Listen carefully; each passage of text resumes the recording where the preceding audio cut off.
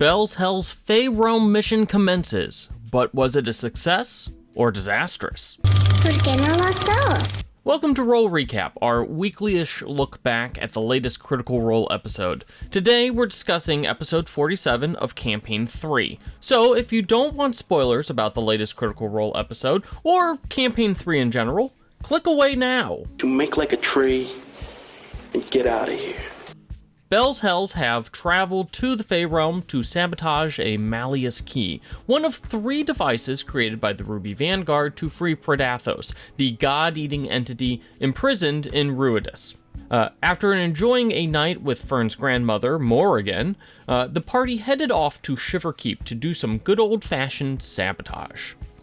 After surprisingly infiltrating the keep itself, the party went about the work of actually sabotaging the key, which, despite its name, is actually a large machine powered by several arcane power cores. The key was heavily guarded, but the party actually managed to succeed in blowing up the machine by sneaking around and, using their skills to the best of their ability.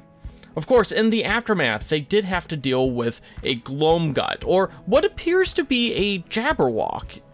Now, the fiery gaze and the high AC seems to indicate that this creature is, in fact, a Jabberwock, although it was curiously without any of its legendary actions or the confusing burble that makes Jabberwocks such a pain to deal with in D&D.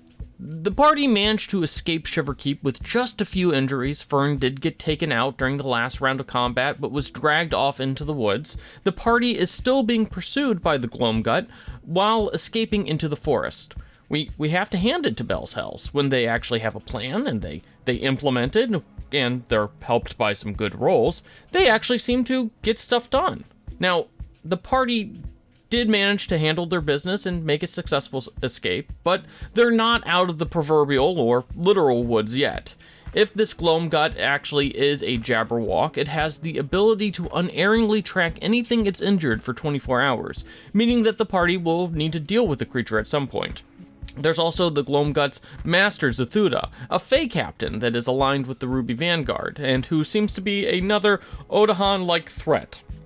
We'll note that Zathuda also seems to be Yu's/Dusk's boss. Now, there does seem to be some tension between Zathuda's faction, who's led by someone named Saminar, and Odahan and Ludinus, which likely is set to escalate since the Feyrealm's key was destroyed. Now, there is some time before the solstice, so the immediate threat isn't over. However, this week's episode was a victory for the good guys, as Bell's Hells tries to keep things relatively in their control. What did you think about the latest episode? Let us know in the comment section, and don't forget to hit those like and subscribe buttons.